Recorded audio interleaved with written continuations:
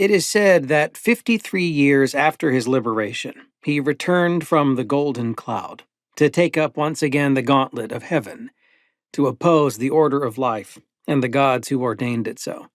His followers had prayed for his return, though their prayers were sin. Prayer should not trouble one who has gone on to nirvana, no matter what the circumstances of his going. The wearers of the saffron robe prayed, however, that he of the sword, Manjushri, should come again among them. The bodhisattva is said to have heard, "He whose desires have been throttled, who is independent of root, whose pasture is emptiness, signless and free. His path is as unknowable as that of birds across the heavens." Dhammapada 93.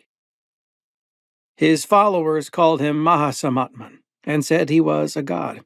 He preferred to drop the Maha and the Atman, however, and called himself Sam. He never claimed to be a god, but then he never claimed not to be a god. Circumstances being what they were, neither admission could be of any benefit. Silence, though, could. Therefore, there was mystery about him. It was in the season of the rains. It was well into the time of the great wetness. It was in the days of the rains that their prayers went up, not from the fingering of knotted prayer cords or the spinning of prayer wheels, but from the great pray machine in the monastery of Ratri, goddess of the night.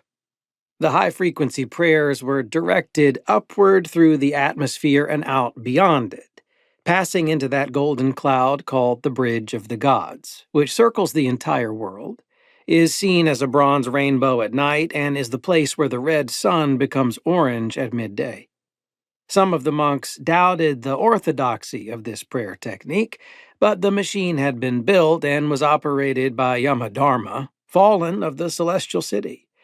And it was told he had ages ago built the mighty thunder chariot of Lord Shiva, that engine that fled across the heavens, belching gouts of fire in its wake. Despite his fall from favor, Yama was still deemed mightiest of the artificers, though it was not doubted that the gods of the city would have him to die the real death were they to learn of the pray machine. For that matter, though, it was not doubted that they would have him to die the real death without the excuse of the pray machine also, were he to come into their custody. How he would settle this matter with the lords of karma was his own affair, though none doubted that when the time came, he would find a way. He was half as old as the celestial city itself, and not more than 10 of the gods remembered the founding of that abode.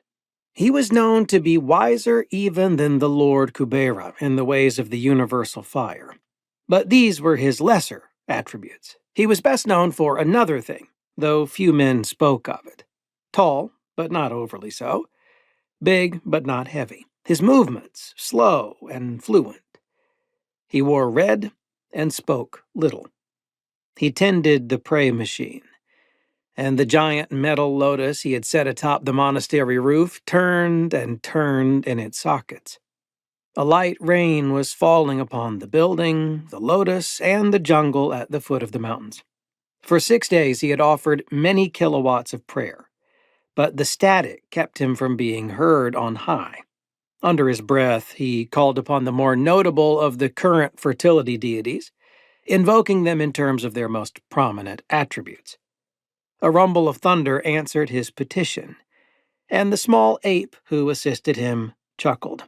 "Your prayers and your curses come to the same, Lord Yama," commented the ape. "That is to say, nothing."